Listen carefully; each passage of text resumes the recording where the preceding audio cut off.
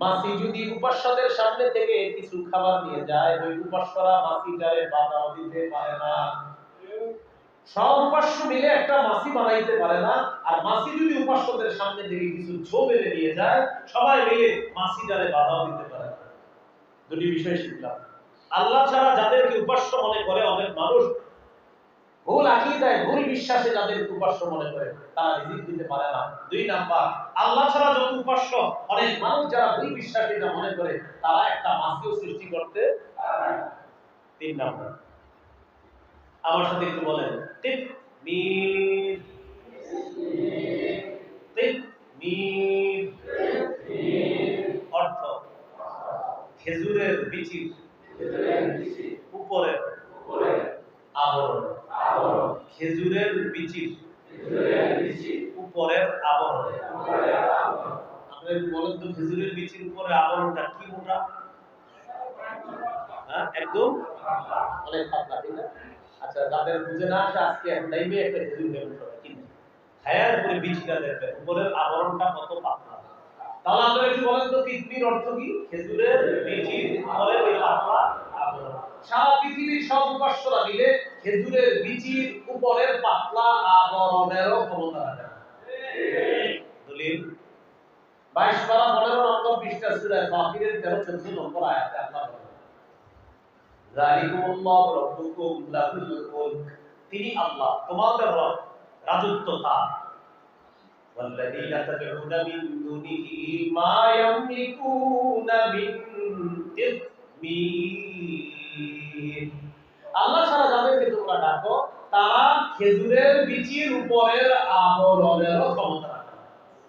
মা ইয়ামলিকুনা মিন কিতমির, খেজুরের বীজের উপরে ওই পাতলা আবরণেরও ক্ষমতা রাখে। তাহলে তিনটা জিনিস শিখলাম। আল্লাহ ছাড়া যত উপাস্য রিজিক দিতে পারে না। আল্লাহ ছাড়া যত উপাস্য মনে করা হয়, তারা মাছি সৃষ্টি করতে পারে না। আল্লাহ ছাড়া যত উপাস্য মনে করা হয়, তারা খেজুরের বীজের উপরের পাতলা আবরণেরও ক্ষমতা রাখে না। 4 নাম্বার, একটা সরিষা 70 ভাগ কইরা আমার কাছে এক ভাগ আইনা দেন। হ্যাঁ, বলা যাবে না?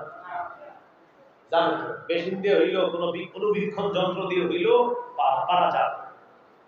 70 ভাগের এক ভাগ এটা আমরা খুঁজে পাবো না, কিন্তু মেশিন যন্ত্রপাতি দিয়ে হইলো খুঁজে পাওয়া যাবে। আল্লাহ তাআলা বলেন, ওই যে 70 ভাগের এক ভাগ একদম অনু পরিমাণ, এটা সারা পৃথিবীর যত উপাস্য মানুষ মনে করে ভুল বিশ্বাস, সবাই মিলে ওই কতটুকু অনু পরিমাণেরও ক্ষমতা রাখে। দলিল 22 নাম্বার পারা 9 নম্বর পৃষ্ঠা সূরা সাবা 22 নম্বর আয়াত, পারা 22 আয়াত 22, সূরার নাম সূরা সাবা, পৃষ্ঠা নাম্বার 9, 22 নম্বর পারা। আল্লাহ তাআলা বলেন, قل ادعوا الذين زعمتم من دون الله لا يملكون مثقال ذرة في السماوات ولا في الأرض। নবী আপনি বলেন, আল্লাহ ছাড়া যাদেরকে তোমরা উপাসনা মনে করো, উপাস্য মনে করো, তাদেরকে ডাকো। আল্লাহ ছাড়া যাদেরকে তোমরা উপাস্য মনে করো, তাদেরকে ডাকো। লা ইয়ামলিকুনা মিথকালা যাররাতিন ফিস সামাওয়াতি ওয়ালা ফিল আরদ। তারা আসমান এবং জমিনের অণু পরিমাণ কোনো কিছুর ক্ষমতা রাখে না। তারা আসমান জমিনের অণু পরিমাণও ক্ষমতা রাখে না। যাদেরকে তোমরা আল্লাহ ছাড়া উপাস্য মনে করো, আসমান জমিনের অণু পরিমাণও ক্ষমতা রাখে না। তাহলে আল্লাহ ছাড়া যত উপাস্য রিজিক দেওয়ার ক্ষমতা রাখে না। আল্লাহ ছাড়া যত উপাস্য মাছি সৃষ্টির ক্ষমতা রাখে না। আল্লাহ ছাড়া যত উপাস্য খেজুরের বীজের উপরে পাতলা আবরণের ক্ষমতা রাখে না। আল্লাহ ছাড়া যত উপাস্য, তারা কোনো পরিমাণ কোনো কিছুর ক্ষমতা রাখে না। তাহলে মুসলমান কেমনে বলে এবছর দুর্গা মার কারণে ফসল ভালো হয়েছে? কেমনে বললেন? ইমান শেষ, ইমান চলে গেছে। নিজে বিক্রি করতে করতে করতে করতে এমন করে, হায় হায়, কিসের জন্য, কেন, কি কারণে আপনি এটা করতে চান? আপনি মরার চিন্তা নাই? আপনি বলবেন না, আপনি না মুসলমানের সন্তান, মুসলমান, আপনি কেমনে কোনো শিরকের পক্ষে কথা বলেন? আমার প্রতিবেশী যদি অমুসলিম হয়, সে যদি খাবার না পায়, আমার দায়িত্ব তার খাবারের ব্যবস্থা করা। আমার প্রতিবেশী যদি অমুসলিম হয়, তার যদি ওষুধপাতি না থাকে, আমার দায়িত্ব তার ওষুধের ব্যবস্থা করা। আমার প্রতিবেশী অমুসলিম, হসপিটালে যাওয়ার লোক পাইতেছে না, আমরা মুসলমান ছেলেরা কাঁধে করে প্রয়োজনে তারা হসপিটালে নিয়ে। আমার প্রতিবেশী অমুসলিম মেয়ে যারা নিয়ে খুব বিপদের মধ্যে আছে, ছেলে নিয়ে বিপদে আছে, আমরা তার অসহায়ত্বের মাঝে তার পাশে দাঁড়ানোর চেষ্টা করব, এতটুকু ঠিক আছে। কিন্তু আমার অমুসলিম প্রতিবেশী কোনো শিরিক করলে আমি মুসলমান সেই শিরিকে সমর্থন করতে পারি না, সেই শিরিকে যেতে পারি না, সেই শিরিকে শুভেচ্ছা জানাতে পারি না, সেই শিরিকের সাথে গিয়ে এটা বলতে পারি না আপনারা আমরা একই জিনিস। এটা পারি না। আজকের বয়ানের উদ্দেশ্য আমার এরকম না। যারা এগুলা বলে ওদেরকে আমার কিছু বলার উদ্দেশ্য না, উদ্দেশ্য আপনাদেরকে বলা। আপনাদেরকে যেন কেউ উল্টা পাল্টা না বুঝায় এই আকীদায় নিতে না পারে, এটা উদ্দেশ্য। কারণ আপনারা আমার লোক, আজকে আজকে আপনারা আমার লোক, আজকে এই আপনাদেরকে যেন কেউ উল্টা পাল্টা বুঝাইতে না পারে। যেমন আজকের বয়ানের পরে আপনাদের দুই চারজন রাস্তায় বুঝাইতে পারে, জানি বিন হাবিব ওই জায়গাটা বুঝলেন, আপনি বলবেন কি জানেন, বেটা বুঝো না বুঝো, আপনি খালি কোন আপনি শিরিকের পক্ষের লোক কি, যদি বলেন হ আপনি নাকি বলবেন। আমার কথা বললে বলবেন বুঝলাম, উনি বুঝে না, আসলে বুঝে না, কিন্তু আপনি শিরিকের পক্ষের লোক কিনা সেটা বলেন। যদি বলে হ্যাঁ শিরিকের পক্ষে, ব্যাখ্যা যদি দেয় বলবে কি আরে বুঝো না, মানে ব্যাখ্যা দিবে, আপনি বলবেন কোন ব্যাখ্যা শুনতে চাই না, শিরিকের পক্ষে কিনা আপনি সেটা বলেন। যদি বলেন আপনি পক্ষে, আমার আপনার সাথে আমার সম্পর্ক নাই। কারণ ওনারা আমার আজকে এখানে আনছে আপনাদের উদ্দেশ্যে কিছু বলার জন্য, তা আজকে আপনারা আমার লোক, আপনাদের ইমান যেন কেউ হরণ করতে না পারে, এটা আমার বলা উদ্দেশ্য। আল্লাহ আমাদেরকে বুঝার তৌফিক দান করুন। আমিন। চলেন মূল আলোচনায় চলে যাই। মনে আছে গুনাহ কয় প্রকার? যা করতে হবে না করা গুনাহ, যা বর্জন করতে হবে তা করা। বর্জনীয় গুনাহ জানতেছি সূরা মাইদার 90 নম্বর আয়াত থেকে। 1 নাম্বার জানলাম মাদক, 2 নাম্বার জুয়া, 3 নাম্বার দেবদেবী, 4 নাম্বার ওয়াল আজলাম। আজলাম অর্থ হলো ভাগ্য নির্ণায়ক সব। টিয়া পাখি, ময়না পাখি, সাপ ইত্যাদি দিয়ে আপনার হাতের রেখা করবে। হাতে 500 টাকার নোট থাকবে, ময়না পাখি টিয়া পাখি লয়ে যাবে। 10 টাকার নোট থাকলে নেয় না, আপনার হাতে কিছু সমস্যা আছে। আপনার 4-5 জন দাঁড়াবেন, দেখবেন আপনার 200 টাকা, আরেকজনের হাতে দিবেন 100, আরেকজনের দিবেন 50, ওই 200 টাকাটা নেয় 50-100 নেয় না। কিন্তু ঘটনা যেটা না নিবে বলবে তো ইমিডিয়েটলি বলে ভাই আমারটা নিল না, কিছু সমস্যা আছে। আপনার হাতের রেখা দেখতে, রেখা দেখে দেখবেন যারা অক্ষমে কাজ করে ওদের হাতে প্রচুর দাগ, যারা কৃষি কাজ করে খেটে খাওয়া মানুষ প্রচুর দাগ, যারা রিক্সা চালায় তাদের হাতে প্রচুর দাগ, স্বাভাবিক। যারা আপনারা শ্রমিকের কাজ করেন, কাঁধে মাথায় বোঝা নেন, অনেক কিছু, আপনার হাতে প্রচুর দাগ করবে। যারা খাড়ি, আপনার যে আমাদের দেশে খাড়ি বলে, এই কাজ যারা হাত দিয়ে মাথায় উঠায় মাটি নেই ইত্যাদি, তাদের হাতে দাগ করা স্বাভাবিক। জ্যোতিষীর কাছে গেছে, জ্যোতিষী হাত দিয়ে থাকবে, এত দাগ থাকার তো কথা না, আপনার দাগ অনুযায়ী দাগ থাকার কথা ছিল মোট বড় বড় 3টা, দাগ তো আছে প্রায় 6-7টা, কিছু শনি রাহু টাহু আছে, এগুলা কাটাইতে হবে। আমরা চন্দ্র মাসের প্রথম সপ্তাহের মঙ্গলবারে সূর্য ডুবার আগে 1201 টাকা দিয়ে আনবেন। 1 টাকা যেটা, এটা যেন টাকার নোট না হয়, এটা যেন কয়েন হয়। কয়েনটা আবার সাদা হইলে হবে না, এটা পিতলের কালার হতে হবে। 11টা কালো মুরগির ডিম দিয়ে আসবেন, 4টা লাল ভাতা মুরগ দিয়ে আসবেন। প্রচন্ড ঠান্ডা পানির মধ্যে সকালবেলা দিয়া দাঁড়ায় থাকবেন। রোগী সুবিধা পাবে কি বিলে হইতে পারে, তাহলে এগুলো বলছে কেন? আল্লাহ জানে কি সমস্যা। ওই যে এমনি বলছে ঠিক আছে কি অনেক সমস্যা। আমাদের নবী কি বলে সেটা শুনেন। এই যে আপনি এগুলো বিশ্বাস করছেন, নবী কি বলে শুনেন। মান আতা আররাফান আও কাহিনান ফাসাদ্দাকাহু বিমা ইয়াকুল ফাকাদ কাফারা বিমা উনজিলা আলা মুহাম্মাদিন সাল্লাল্লাহু আলাইহি ওয়াসাল্লাম।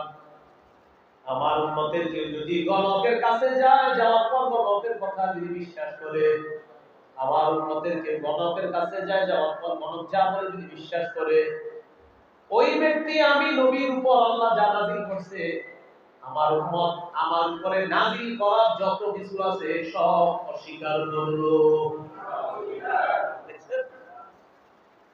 নবীজি এটা বলতে পারতো কোরআন অস্বীকার করছে, হাদিস অস্বীকার, ডাইরেক্ট নবী বলছে শোনো আমার উপরে আল্লাহ যা নাযিল করছে যত বিধান আল্লাহ আমাদের দিয়েছে সে সব অস্বীকার। তো বিধান তো কোরআনেরও আছে, হাদিসেরও আছে। আবার কোরআন হাদিস থেকে গবেষণা করে সাহাবায়ে কেরামের কথা আছে। নবী বলছে আমার সুন্নাত আঁকড়ে ধরো, আমার সাহাবীদের সুন্নাত আঁকড়ে ধরো। নবীজি বলছেন ইবনে মাজাহ বর্ণনা 40 41 42 নম্বর হাদিস। এই হাদিসগুলো দ্বারা বোঝা যায় ওই ব্যক্তি আল্লাহ নবীর আল্লাহ যে দ্বীন দিয়েছে গোটা শরীয়তটা সে অস্বীকার করে। তাহলে চারটা বর্জনীয় পাপ জানলাম এই আয়াতে। মাদক বর্জনীয়, জুয়া বর্জনীয়, মুসলমানের জন্য দেবদেবী বর্জনীয়, ভাগ্য গণনায় বিশ্বাস করা মুসলমানের জন্য বর্জনীয়। মুসলমানের ভাগ্য একজন নির্ধারণ করে, তিনি কে? এটা আমাদের বিশ্বাস। সহিহ বুখারীর বর্ণনা 2766 নম্বর হাদিস। এই হাদিসের মধ্যে আছে রাসূলুল্লাহ সাল্লাল্লাহু আলাইহি ওয়াসাল্লাম বলেন ইজতানিবুস সাবআল মুবিকাত, তোমরা 7টি ধ্বংসাত্মক অপরাধ থেকে বাঁচো।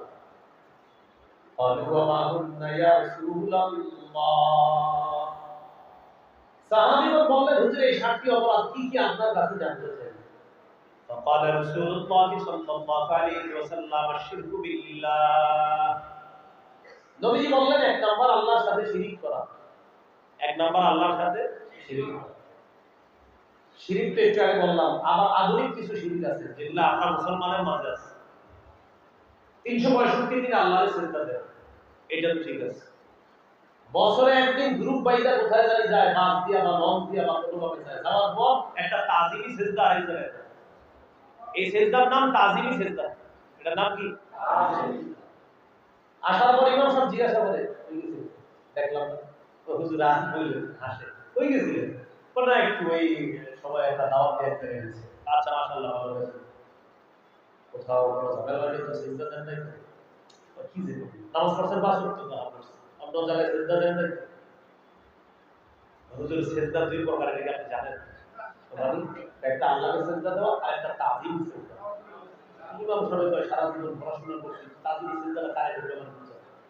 এটা হলো আমরা কোনো আল্লাহ আল্লাহ সম্মানার্থে তাকে সিজদা করা, অথবা তিনি যেখানে শুয়ে আছে সেখানে সিজদা করা। এটার নাম কি? সিজদা। তাজিম অর্থ সম্মান করা, সিজদা মানে সিজদা দিয়ে সম্মান করা। তো ওটা আল্লাহ আল্লাহর পায়ে সিজদা দেওয়া, অথবা তার সমাধি যেখানে তিনি শুয়ে আছেন সেখানে সিজদা দেওয়া। এটা ইমাম সাহেবের উনি এসে শিখেছে। ইমাম সাহেব কি করতে? বেচারা এত বছর পড়াশোনা করছে, বুখারী পড়ায়, মাদ্রাসা পড়ায়, মসজিদে খুতবা পড়ায়, জুমা পড়াইতেছে প্রায় 10 বছর 12 বছর। এতদিন পর ইমাম সাহেব একটা বিদ্যা অর্জন করছে। ও আচ্ছা, কি সেটা হলো আপনার তাজিম সিজদা। ইমাম সাহেব জিজ্ঞাসা করে যে আপনাদের কে শিখাইলো? হুজুর আপনারা এই জায়গাটা ভুলের মধ্যে আছে। এলএম দুই প্রকার হুজুরে শিখায়। একটা এলমে শরীয়ত আর একটা এলমে মারিফত। ইমাম সাহেব কয় তাহলে আমার কোনটা আপনার কোনটা? আপনি যে আমাদেরকে বয়ান করে বুঝান এটা এলমে শরীয়ত। হুজুর ঠিক আছে আচ্ছা, আর আরেকটা ওই যে তাজিমি সিজদাটা দিছি এটা এলমে মারিফত। চিন্তা করছেন?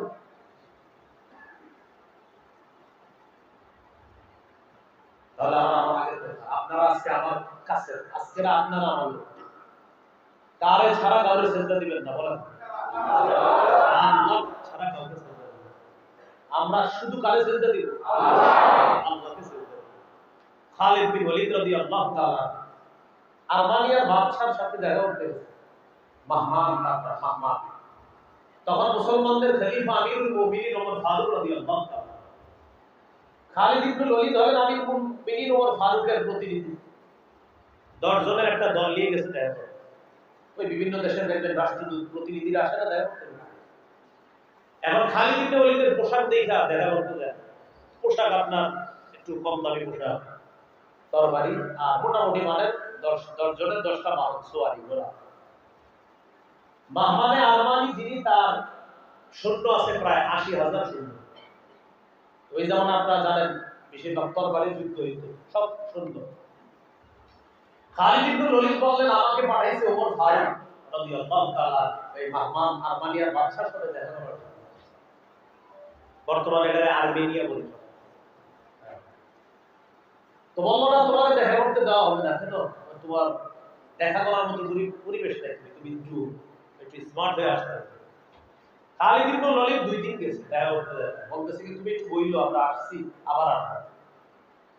বাদশার কাছে জানাইছে, জানানোর পর বলছে দেখা করতে দাও না কেন, শুনলাম ওমর ফারুক নাকি পাওয়ারফুল এক বাদশা, তার প্রতিনিধির সাথে তো দেখা করা দরকার। ঠিক আছে আসতে দাও। খালিদ ইবনে ওলীদ 10 জন মানে উনি সহ 10 জন ভিতরে ঢুকছে। ঢুকার সময় বাদশার দরবারের নিয়মটাই এমন, আপনি ঢুকলেই মাথাটা নত করে ঢুকতে হবে, এরকম একটা নিয়মে ঢুকতে হবে।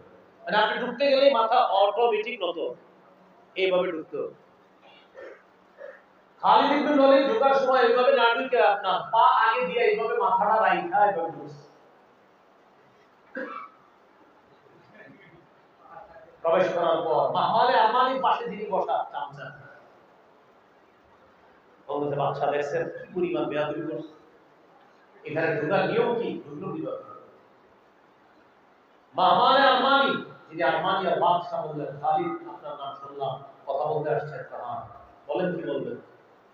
খালিদ ইবনে ওলীদ বললেন আমি তো একজন বাদশার প্রতিনিধি, প্রতিনিধি যিনি হয় নিয়ম হলো তিনি অপর পক্ষের বাদশার পাশে বসে কথা বলতে হয়, যেটা আপনারা এই জন্যও দেখবেন রাষ্ট্রদূত যদি কেউ আসে অন্য দেশে, আমাদের দেশের প্রধানের সাথে কথা বললেও তাদের কিন্তু পাশাপাশি বসে যায়। তো এটা কিন্তু আগে থেকে নিয়ম।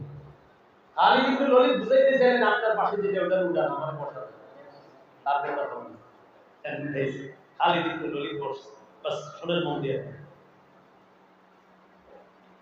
প্রথমে প্রশ্নের উত্তর দাও, তুমি চিন্তা করো না কেন, মাথা নত করো না। খালিদ ইবনে ওলীদ বললেন লা নাসজুদু লি আহাদিন ইল্লাল্লাহ, আল্লাহ ছাড়া আমরা কাউকে সিজদা করি না। সুবহানাল্লাহ।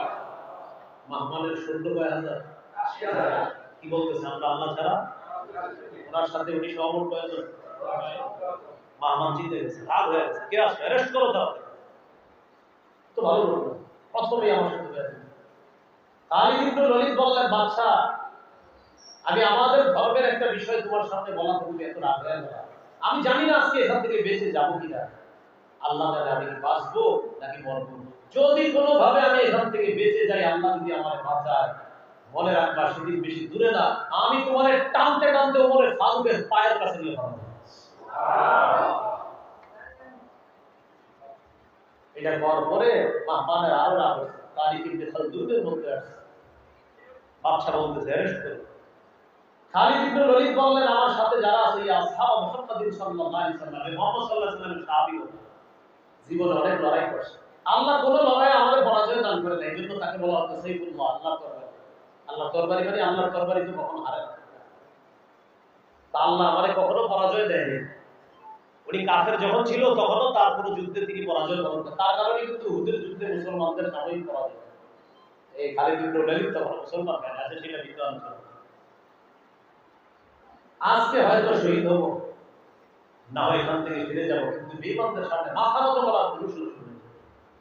বাদশা চাইতেছে আমি ওর সামনে মাথা নত করি, অসম্ভব। 10 জনে আল্লাহু আকবারের স্লোগান দিয়ে ৮০,০০০ সৈন্যের বিরুদ্ধে ঝাঁপায় পড়ছে, লড়াই। এমন তুমুল লড়াই, বাদশা আরমান, মাহমানিয়ার বাদশা মাহমানে আরমানি বলতেছে যে আমি চোখে মুখে মনে হচ্ছে কিন্তু দেখতেছিলাম না, সিংহাসন থেকে দায়িত্ব খালিদ ইবনে ওলীদের পায়ে গিয়ে বলে বলতেছে মাপ চাই, যুদ্ধ থামাও।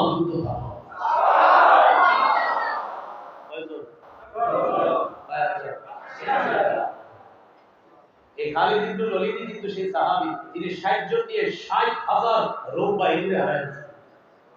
কয় হাজার? কেমনে হারাইছিল জানেন?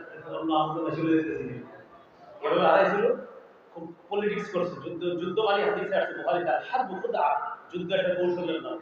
উনি ৬০ জনকে উনি দাঁড় করায় রাখছে, বিপরীতে ৬০,০০০। উনি কি করে বারবার ঘুরায় এদেরকে খালি ঘুরায়, পিছনের গুলা সামনে দেয়, ডানের গুলা বামে আনে, বামের গুলা ডানে দেয়, 2 জন সামনে 2 জন পিছনে, খালি চেহারা পাল্টায়, আর বারবার পাহাড়ের উপর থেকে নিচে তাকায় যায়, আবার এরকম বিপরীত যারা আছে তারা বলছে ঘটনা নতুন চেহারা, আবার নিচে তাকায়, মনে হয় পাশ থেকে খালি বারবার আসতেছে। ৬০,০০০ অস্ত্র শস্ত্র সম্পদ সব রাইখা সব পালাইছে।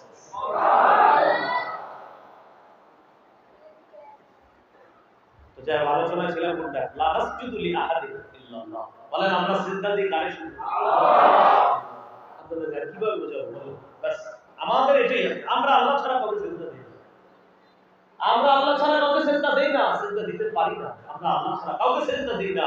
রব এই কপালটা বানাইছে শুধু তার সামনে নত হওয়ার জন্য। রব এটা বানাইছে শুধু তার সামনে নত হওয়ার জন্য। এই জন্য রব আমাদেরকে, আমরা যখন খাই দেখেন অন্যান্য প্রাণী যারা তারা খায় এইভাবে খায়, কিন্তু আমরা হাত উঠে এইভাবে খাই, যেন মাথা মতো সেখানেও না করি, এইভাবে যেন আমরা খাই। রব আমাদেরকে মাথা মতো করায় শুধু তার সামনে, আর কারো সামনে না। রব আমাদেরকে তার সামনে মাথা মতো করায়, আর কারো সামনে না। এই কপালটা শুধু রবের জন্য রেখেছিল, আর কারোর জন্য মাথা রাখতে। বুখারীর বর্ণনায় আসছে ঈমানদার যারা জাহান্নামে যাবে, ঈমানদার যাদের সামান্য ঈমান অপরাধের কারণে জাহান্নামে যাবে, আল্লাহ বলবে ওদেরকে জাহান্নাম থেকে বের করে জান্নাত দাও। এখন নবীজি হাদিসে একটা প্রশ্নের জবাব দিয়েছে, আচ্ছা জান্নাতীদেরকে চিনবে কিভাবে ফেরেশতারা গিয়ে? কারণ সবাই তো আগুনে পুড়া কয়লা, হাদিসে আসছে কান্নাতুল হুমা, সবাই কয়লার মতো খালি হয়ে যায়।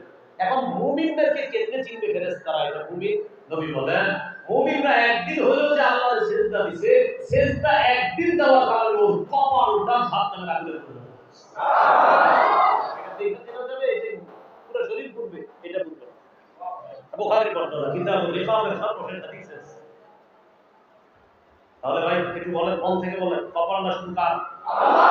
কপালটা শুধু কার সামনে হতো? আল্লাহ। মনে আছে কয়টা অপরাধ থেকে বাঁচতে হবে? বুখারীর হাদিস 7টা। 1 নাম্বার শিরক করা যায় না। 2 নাম্বার হচ্ছে শুধু জাদু করা, কাউকে জাদু করে। এক ব্যবসায়ী আরেক ব্যবসায়ীর উপরে রাগ কইরা তার জাদু করে ব্যবসাটা নষ্ট করে দিল। শত্রুকেও জাদু করবেন না কখনো। আবার বলছি, শত্রুকেও কোনোদিন জাদু করে না। আপনারা আমার মহব্বতের ভাই, আপনার যদি কোনো শত্রু থাকে, ওর সাথে আপনার শত্রুতা আমি দোয়া করি একদিন খতম হয়ে যাবে, জাদু করে। পাশাপাশি দুইজন ব্যবসা করতেছেন, সর্বশেষ আপনারে কোন কুফরি বাজরা বুঝাবে যে তারে ডাউন করতে পারো না, তাই না জাদু করে আপনারে বুঝাবে না, জাদু করে। আপনার ঈমান শেষ হয়ে যাবে, দুনিয়াও বরবাদ, আখিরাত। তাহলে 2 নাম্বার জাদু করা, এটা গ্রহণীয় না বর্জনীয়?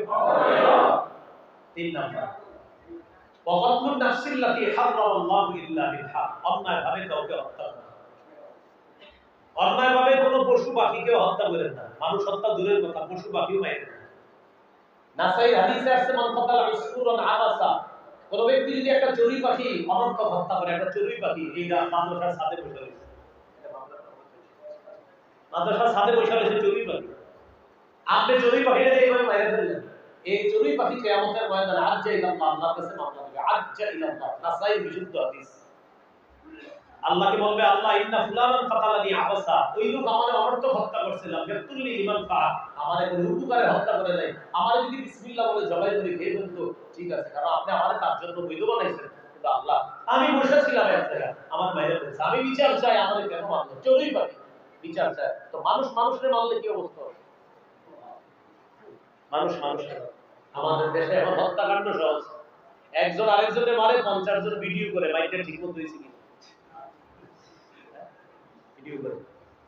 কেন আপনারা যারা ভিডিও করলেন 10 জন গিয়ে ধরলেই তো হইতো, 20 জন গিয়ে বাধা দিলেই তো হইতো। আপনারা একটু মনে করেন 30-40 জন লোক ভিডিও করতেছে, 2 জন দেখেন, আপনারা 30 জন 2টা লোকে বাধা দিলে তারা মারবে? আপনি একটু ভাবেন না কথা, এতগুলা লোক ভিডিও করতেছে, একজন আরেকজনের বাধা দেন, যদি বলেন ভাই বাধা দেন, বলবে কি হ্যাঁ মানলে আমার, ভাই চলেন বাধা দিই, তোর বেটা হ্যাঁ মানলে আমার কি, হ্যাঁ মানলে আমার কি, হ্যাঁ বললে আমার কি, আমরা কেন এমন হয়ে যাবো? নবী বলেন ওয়াকাতুন নাফস, হত্যা করা। এই হাদিসে নবীজি সাল্লাল্লাহু আলাইহি ওয়াসাল্লাম বলেন, আমার উম্মত এক সময় হত্যা করাটা এটাকে পানিবাদ বানায় দেবে, স্বাভাবিক বানায় দেবে, যে হত্যা কোন ব্যাপার না। 4 নাম্বার ওয়াকিলুর রিবা, সুদ খাওয়া, এটা বর্জনীয়। সুদ আমাদের রন্ধ্রে রন্ধ্রে ঢুকে যাচ্ছে। কোরআনের আয়াত লেখা রাখবে অফিসের সামনে, কিন্তু ভিতরে সুদের ব্যাপার। আপনারে ভিতরে নিয়ে যাবে, নিয়ে বুঝাবে ভাই ব্যবসাটা এইভাবে আপনার সাথে করেন, করার পর আপনি এই পরিমাণ লাভবান হবেন, এই হবেন, সেই হবেন, আপনাকে বুঝাবে। আর যত কোরআনের আয়াত আছে সব লেখা রাখতে চাবে, কিন্তু কাজটা সুদের কাজ। আল্লাহ আমাদেরকে হেফাজত করুন, সুদ করা যাবে না, এগুলো জানা।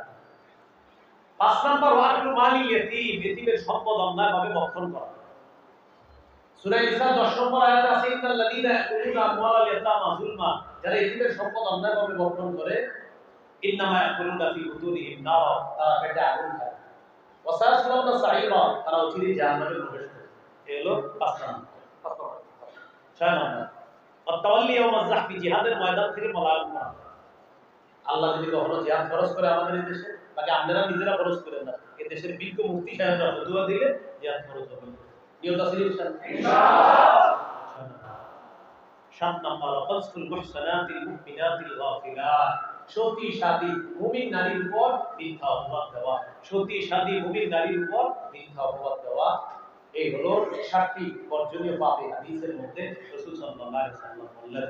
আল্লাহ আমাদেরকে পাপ থেকে হেফাজত করুন, আমিন। তাহলে পাপ কয় প্রকার? পাপ মৌলিক 2 প্রকার, যা করতে হবে না করা পাপ, যা ছাড়তে হবে তা করা পাপ। আমরা ছাড়তে হবে পাপ অনেকগুলো জানলাম। মাদক বর্জনীয়, জুয়া বর্জনীয়, এরপর দেবদেবী বর্জনীয়, মুসলমানের জন্য ভাগ্য গণনায় বিশ্বাস করা বর্জনীয়, শিরিক বর্জনীয়, জাদু করা বর্জনীয়, মানুষ হত্যা বর্জনীয়, সুদ খাওয়া বর্জনীয়, এতিমের সম্পদ দখল করা বর্জনীয়। এরপরে আপনার জিহাদের ময়দান থেকে পলায়ন করা বর্জনীয়, সতী সাদী মুমিন নারীর উপর মিথ্যা অপবাদ দেওয়া বর্জনীয়। আল্লাহ আমাদেরকে বর্জনীয় কাজগুলো থেকে হেফাজত করুন, আমিন। করণীয়গুলো করার তৌফিক দান করুন, আমিন। বর্জনীয়গুলো বর্জন করার তৌফিক দান করুন, আমিন। এই সূরা নামের 1 নম্বর আয়াতের সংক্ষিপ্ত ব্যাখ্যা, ওয়াজারু যাহিরাল ইসমি ওয়া বাতিনা, প্রকাশ্য গুনাহ ছেড়ে দাও, গোপন গুনাহ ছেড়ে দাও। আল্লাহ আমাদের সকলকে গুনাহমুক্ত জীবন যাপন করে নিজেদেরকে সংশোধন করার তৌফিক দান করেন, আমিন। সুবহানাল্লাহি ওয়া বিহামদিহি, সুবহানাল্লাহ।